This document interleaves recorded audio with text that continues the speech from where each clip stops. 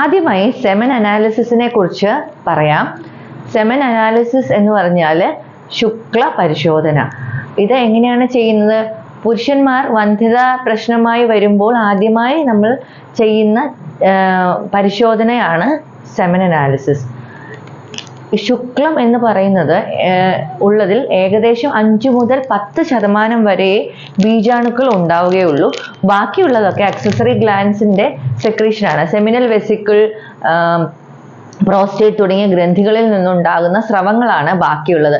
അതുകൊണ്ട് തന്നെ പലരും ചോദിക്കാറുണ്ട്, ഇജാക്കുലേഷൻ അഥവാ സ്ഖലനം നടക്കുമ്പോൾ വെളിയിലേക്ക് വരുന്നുണ്ട് ശുക്ലം, നിങ്ങൾ എങ്ങനെയാണ് അതിൽ ബീജാണുക്കൾ ഇല്ല എന്ന് പറയുന്നത് എന്ന്. പക്ഷേ ബീജാണുക്കൾ അതിൽ 5 മുതൽ 10% വരെ ഉള്ളൂ. ശുക്ലം പുറത്തു വന്നതുകൊണ്ട് അതിൽ ബീജാണുക്കൾ ഉണ്ടായിക്കൊള്ളണം എന്ന് നിർബന്ധമില്ല. 2 മുതൽ 3 ദിവസം വരെ ആബ്സ്റ്റിനൻസ് അഥവാ ബന്ധപ്പെടാതിരിക്കുകയും സ്വയമായി ശുക്ലം വെളിയിൽ കളയാതിരിക്കുകയും ചെയ്ത ശേഷം അംഗീകൃതമായ ലാബിൽ വന്ന് സെമൻ പരിശോധനയ്ക്ക് അവിടുന്ന് തന്നെ എടുത്തു കൊടുക്കുന്നതാണ് ഏറ്റവും അഭികാമ്യം.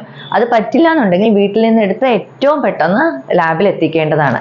ഇതുപോലൊരു ബോട്ടിലാണ് സെമൻ അനാലിസിസിന് വേണ്ടി സെമൻ പരിശോധിക്കാനായിട്ട് എടുക്കാൻ കൊടുക്കുന്നത്.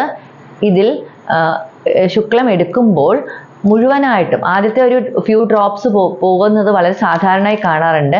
അങ്ങനെ സ്പില്ലേജ് വരാതെ എടുക്കേണ്ടതും കൈകൾ വൃത്തിയായി കഴുകിയ ശേഷം മാസ്റ്റർബേഷൻ അഥവാ സ്വയംഭോഗം വഴി സെമൻ എടുക്കുന്നതുമാണ് സാധാരണയായി നമ്മൾ ചെയ്യുന്നത്. അതിനുശേഷം അത് ലാബിൽ പരിശോധന ചെയ്യും.